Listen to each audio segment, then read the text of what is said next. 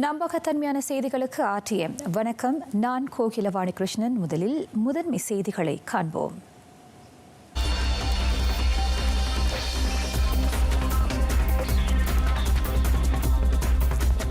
தொற்று அதிகம் பதிவாகும் பகுதியாக அறிவிக்கப்பட்ட கிள்ளானில் பள்ளிகள் வழக்கம் போல செயல்படும்.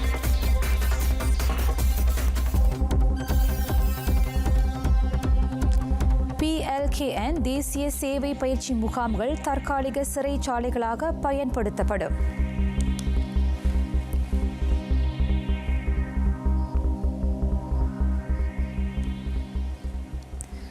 பிரதமர் தன்ஸ்ரீ முஹிதீன் யாசின் கோவிட்-19 தொற்றுக்கு இலக்கானவருடன் நேரடி தொடர்பில் இருந்ததால் சொந்தமாக தம்மை தனிமைப்படுத்திக் கொண்டுள்ளார்.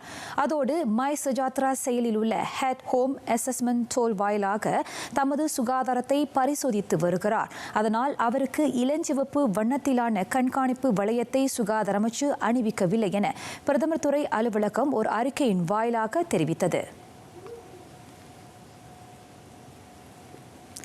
கடந்த திங்கட்கிழமை சுகாதார அமைச்சின் அதிகாரிகள் மேற்கொண்ட மதிப்பீட்டின் அடிப்படையில் அம்முடிவு எடுக்கப்பட்டது.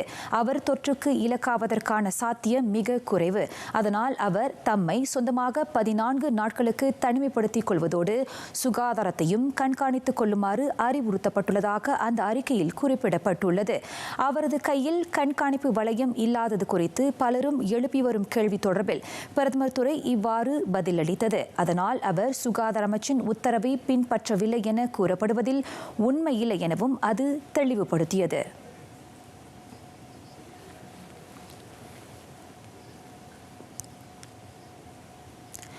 பிரதமர் துறையின் சமய விவகாரங்களுக்கான அமைச்சர் டத்துஸ்ரீ டாக்டர் ஜுல்கிஃப்லி முகமது அல் பக்ரியுடன் நெருங்கிய தொடர்பில் இருந்தவர்கள் உட்பட 90 பேருக்கு கோவிட்-19 வைரஸ் தொற்று இல்லை என்பது உறுதிப்படுத்தப்பட்டுள்ளது. கடந்த சனிக்கிழமை பிரதமர் துறை அலுவலகத்தில் நடைபெற்ற தேசிய பாதுகாப்பு மன்றத்தின் சிறப்பு கூட்டத்தில் கலந்து கொண்டவர்களும் அதில் அடங்குவார்கள் என சுகாதார தலைமை இயக்குநர் Tan Sri doctor Noor Hisham Abdullah தெரிவித்தார். தொற்றுக்கு இலக்கான டத்துஸ்ரீ டாக்டர் ஜுல்கிஃப்லியுடன் நெருங்கிய தொடர்பில் இருந்தவர்களை கண்டறியும் முயற்சியை சம்பந்தப்பட்ட மாவட்ட சுகாதார அலுவலகம் தொடர்ந்து மேற்கொண்டு வருகிறது. அதன் வாயிலாக தொற்று பரவுவதற்கான அபாயத்தை மதிப்பீடு செய்வதோடு அவர்களுக்கு தேவையான சுகாதார பரிசோதனையும் மேற்கொள்ள முடியும் என Tan Sri doctor Noor Hisham Abdullah நம்பிக்கை தெரிவித்தார். அதே சமயம் அமைச்சருடன் நெருங்கிய தொடர்பில் இருந்த மற்றவர்களை அடையாளம் காணும் நடவடிக்கை மீதான மிக அண்மைய தகவல்கள் உடனுக்குடன் அறிவிக்கப்படும் எனவும் அவர் சொன்னார்.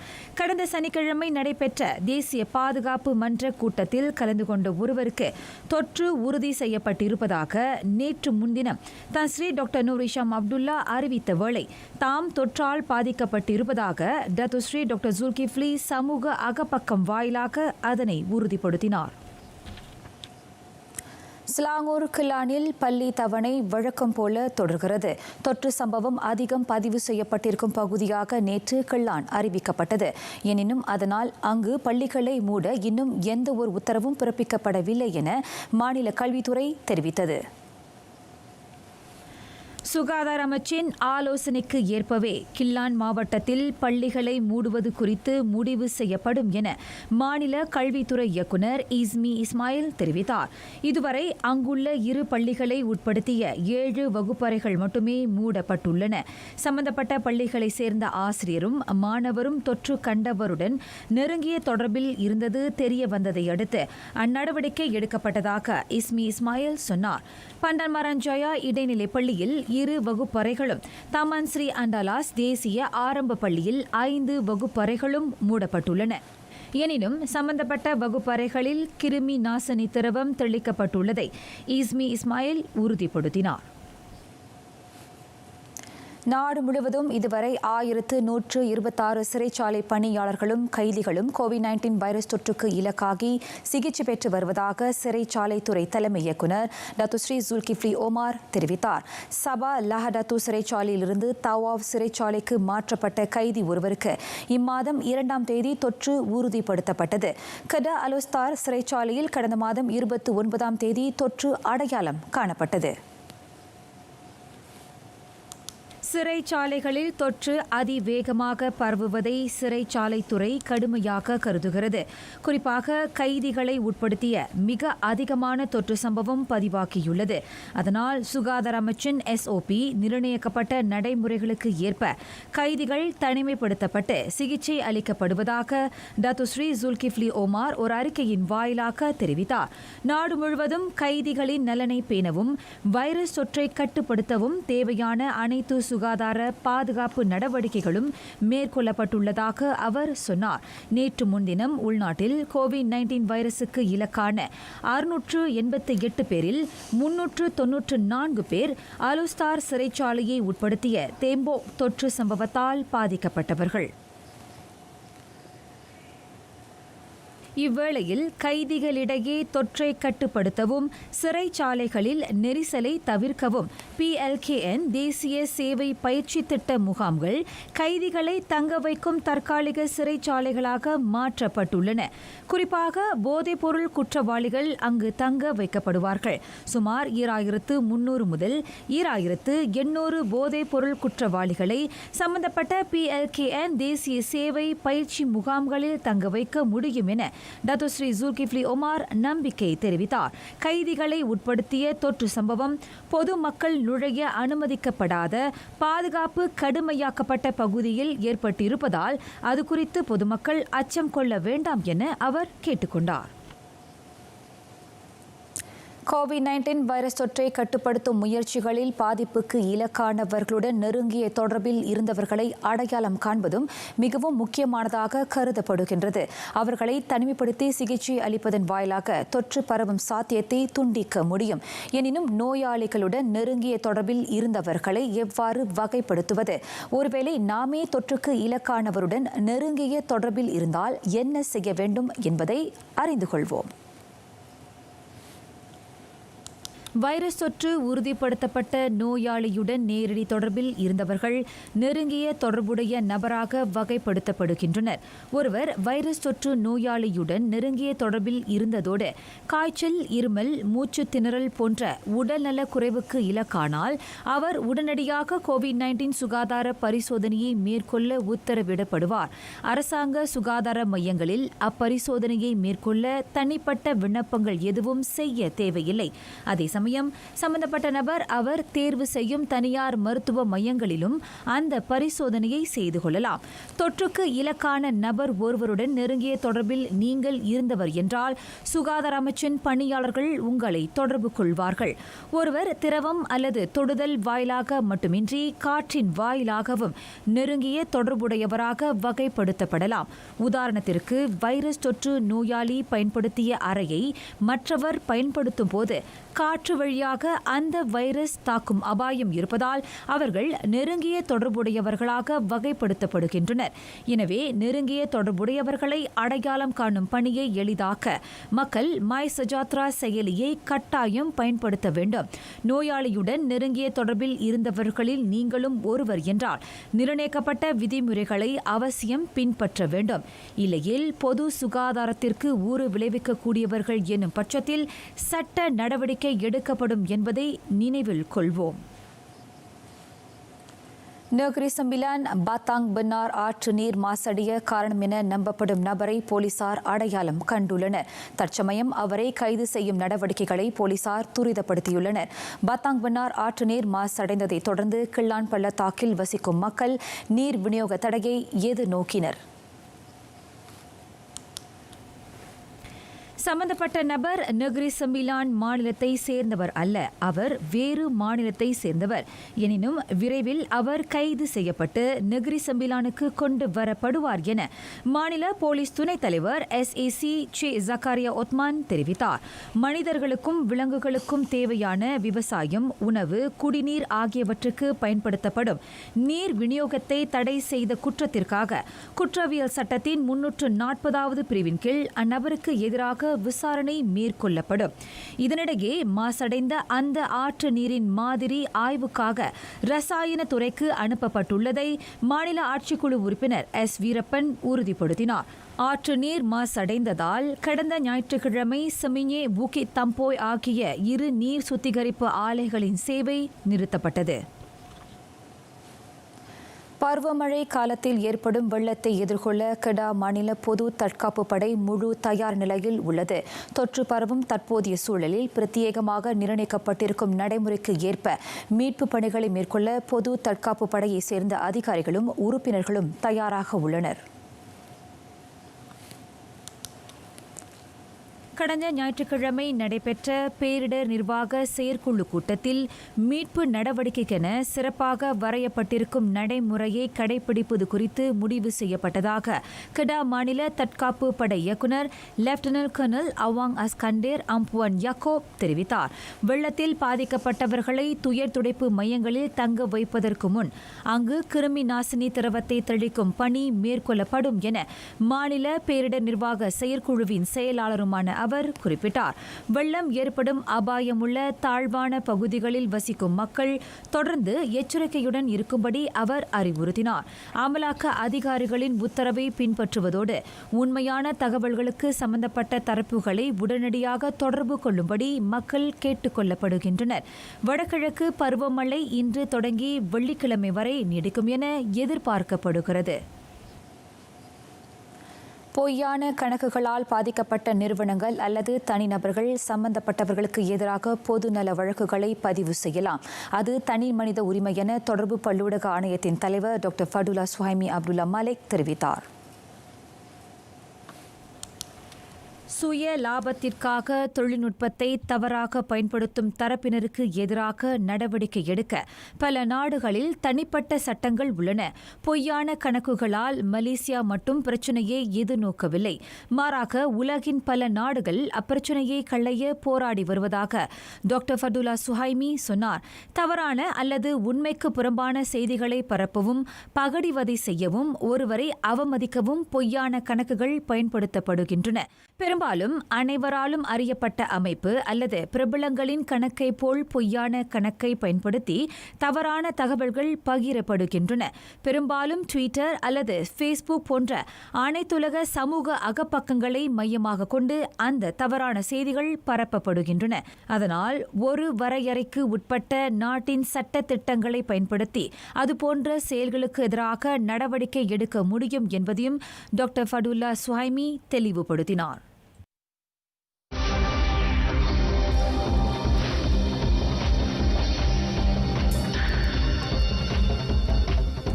திவாலாகும் நிலையில் இருக்கும் அனைத்துலக திரையரங்கு நிறுவனங்கள்.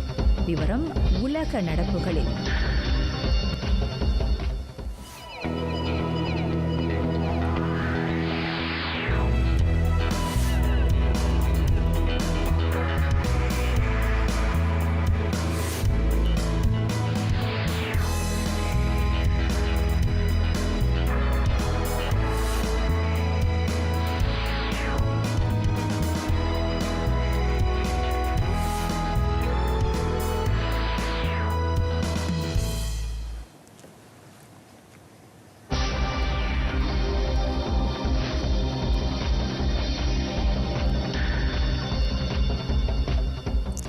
இவ்வாண்டு இறுதிக்குள் கோவிட்-19 வைரஸ் தடுப்பு மருந்து தயாராகலாம்.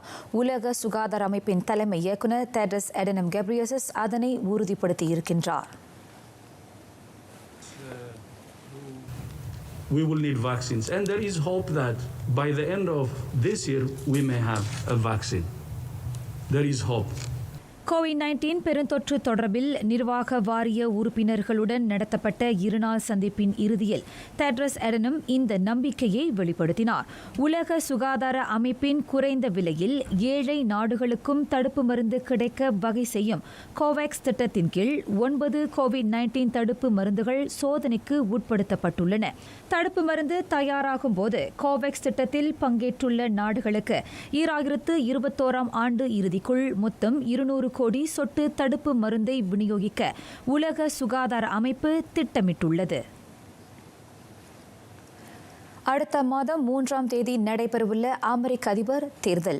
ஒரு மாதத்திற்கும் குறைவாக இருக்கும் அத்தேர்தலில் 2வது தவணையாக அதிபர் டொனால்ட் ட்ரம்ப் வெற்றி பெறுவதற்கான வாய்ப்பு குறைவாக உள்ளதை கருத்து கணிப்புகள் காட்டுகின்றன. குறிப்பாக CNN செய்தி நிறுவனம் மேற்கொண்ட கருத்து கணிப்பில் ட்ரம்புடன் ஒப்பிடுகையில் முன்னாள் துணை அதிபர் ஜோ பைடன் முன்னணியில் இருப்பது தெரியவந்துள்ளது. வாக்காளர்களில் 57 விழுக்காட்டினர் ஜோ பைடனுக்கும் 41 விழுக்காட்டினர் ட்ரம்புக்கும் ஆதரவாக உள்ளனர் என்பது கருத்து கணிப்பின் வாயிலாக தெரியவந்துள்ளது. குறிப்பாக பைடனுக்கு பெண்களின் ஆதரவு அதிகரித்துள்ளது. பெண் வாக்காளர்களில் 66 விழுக்காட்டினர் அவருக்கு ஆதரவாக இருக்கின்றனர். அண்மையில் நடத்தப்பட்ட அந்த கருத்து கணிப்பு இன்னும் 4 வாரத்தில் நடைபெறவிருக்கும் அதிபர் தேர்தலில் பைடன் மகத்தான வெற்றியை பதிவு செய்யக்கூடும் என்பதை காட்டுகின்றன. கோவிட்-19 தொற்றை கையாண்ட விதம், பொருளாதார பின்னடைவு, தொற்று காரணமாக மருத்துவமனையில் அனுமதிக்கப்பட்ட 4 நாட்களில் வெளியேறியது போன்ற விவகாரங்கள் ட்ரம்பின் செல்வாக்கை சரிய செய்துள்ளன.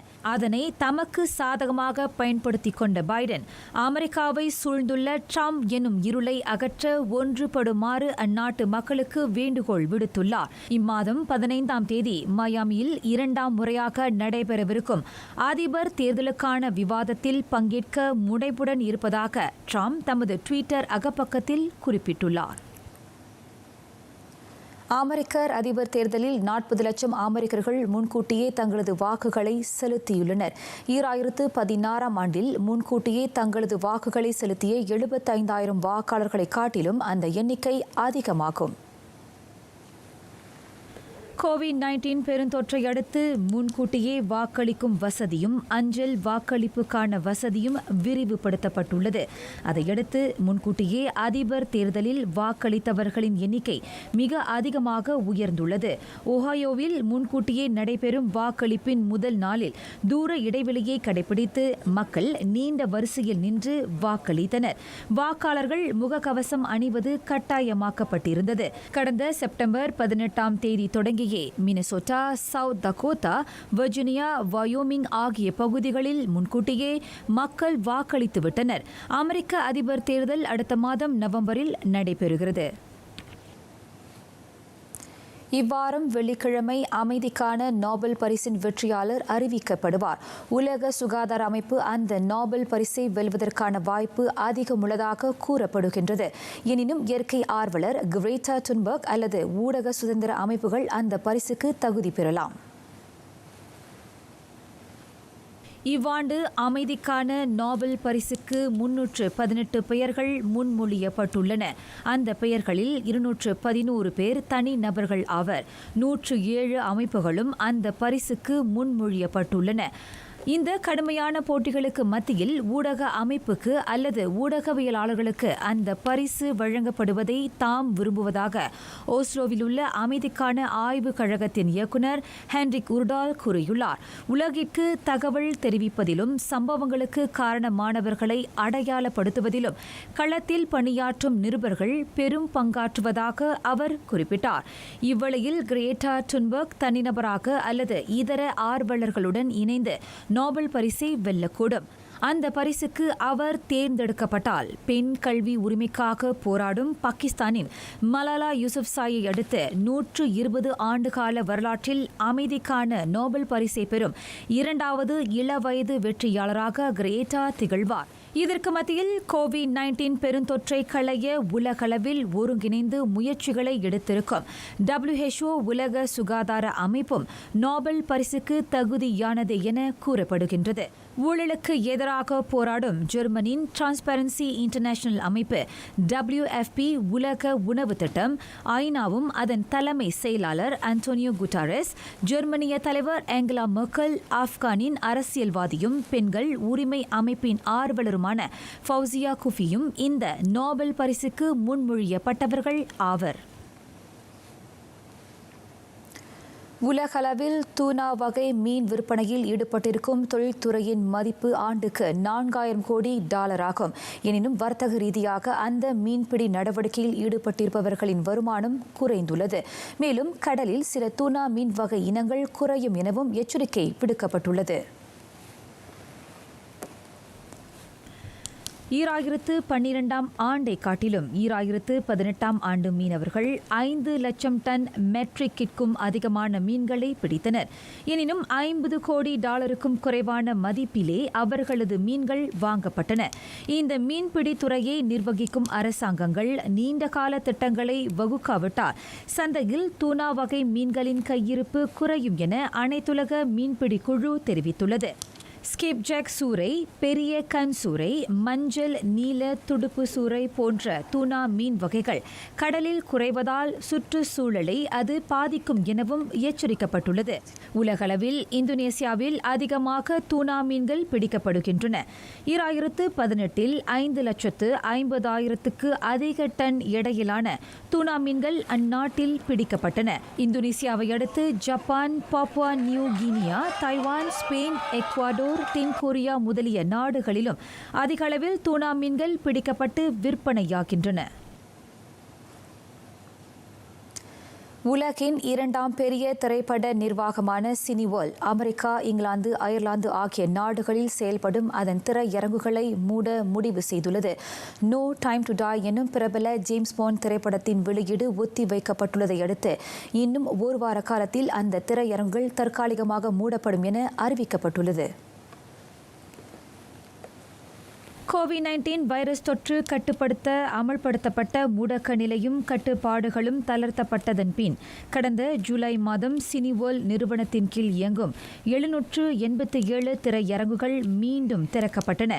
அதன் வாயிலாக அமெரிக்கா, பிரிட்டன், மத்திய ஐரோப்பிய நாடுகளில் உள்ள அந்த திரையரங்குகளில் பணிபுரியும் 37,482 பேர் வேலைக்கு திரும்பினர். எனினும் விரைவில் திரைக்கு வரவிருந்த ஜேம்ஸ் பாண்ட் உட்பட பிரபல திரைப்படங்களின் வெளியீடு அடுத்த ஆண்டுக்கு ஒத்தி வைக்கப்பட்டுள்ளது.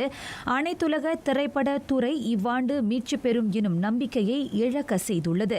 அதோடு அதிகரித்து வரும் தொற்று சம்பவங்களால் திரையரங்குகளுக்கு வரும் பார்வையாளர்களின் எண்ணிக்கையும் பெருமளவு குறைந்துள்ளதால் சினிவேர்ல்ட் போன்ற திரையரங்கு நிறுவனங்கள் சேவையை தற்காலிகமாக நிறுத்த காரணமாக கருதப்படுகின்றது.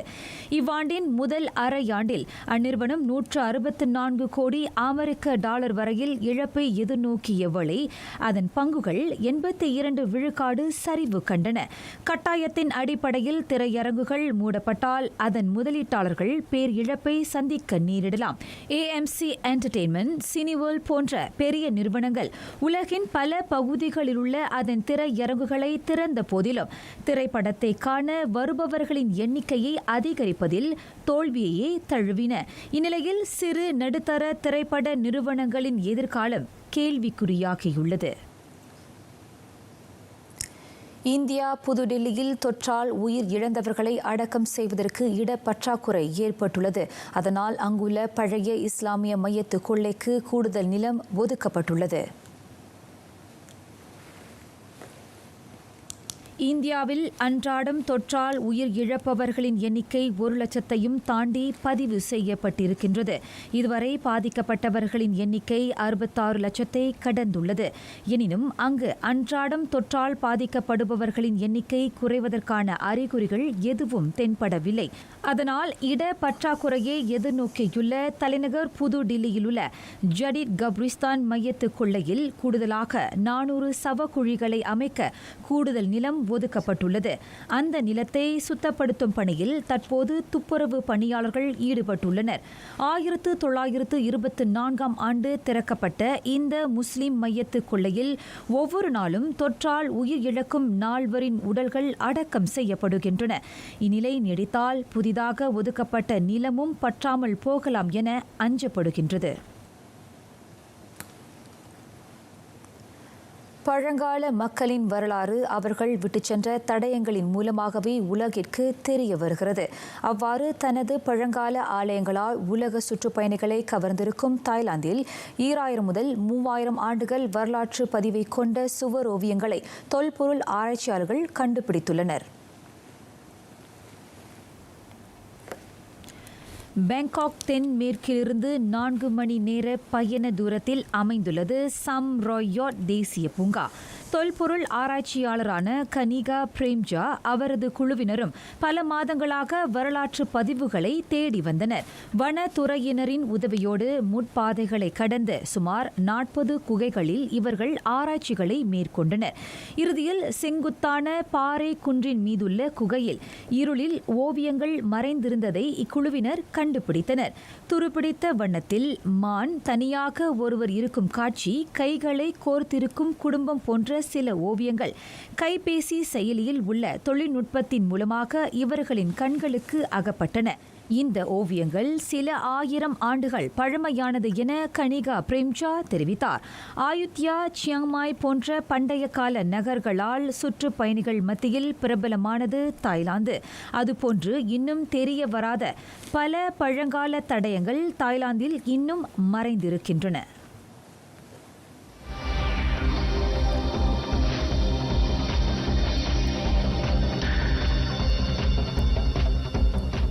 இவ்வாண்டுக்கான மலேசிய கப் ஃப்ரீக்ஸ் மோட்டார் பந்தயம் இவ்வார இறுதியில் நடைபெறவிருந்த அப்பந்தயம் பின் அறிவிக்கப்படும் ஒரு புதிய தேதிக்கு ஒத்திவைக்கப்பட்டுள்ளது. நாட்டில் தொற்று சம்பவங்களின் எண்ணிக்கை அதிகரித்து வரும் நிலையில் அப்பந்தயத்தை தொடர்ந்து நடத்த சம்பந்தப்பட்ட அதிகாரிகள் அனுமதி வழங்கவில்லை என அதன் ஏற்பாட்டாளரான சேஃப் ஏ மியூச்சுவல் நிறுவனம் தெரிவித்தது. நிலைமை சீரான பின் அப்பந்தயத்தை நடத்துவதற்கான புதிய தேதி அறிவிக்கப்படும். தொடக்கத்தில் அப்பந்தயம் ஜோஹோர் தங்காக் பந்தய தளத்தில் நடைபெற திட்டமிடப்பட்டிருந்தது.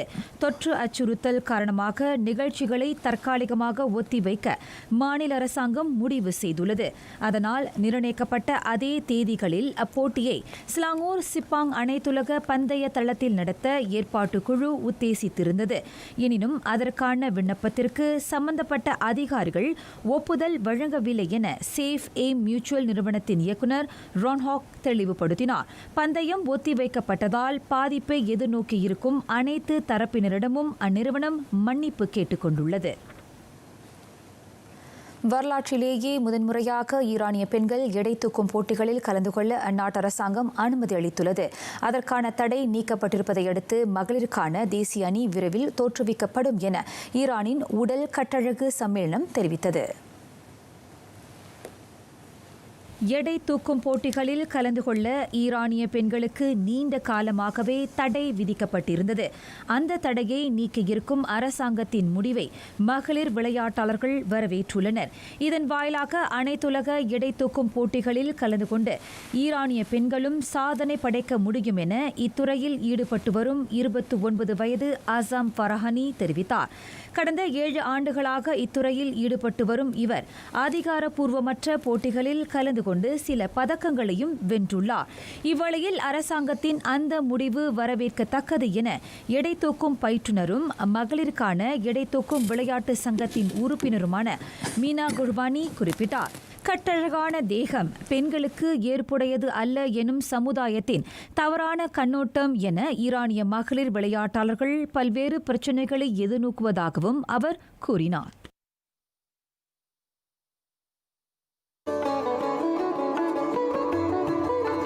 பகவத்கீதையின் மூலம் ஸ்ரீகிருஷ்ணர் உலகுக்கு சொன்ன அருள்மொழி.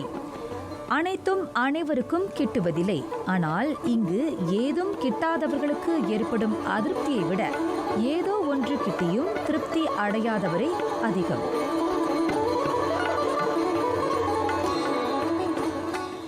இரவு மணி 7:30க்கு TV 2 மாய் ஃப்ரீவியூ அலைவரிசை 1, 2, 3 தமிழ் செய்தியை கொண்டு வருகிறோம். மீண்டும் சந்திப்போம்.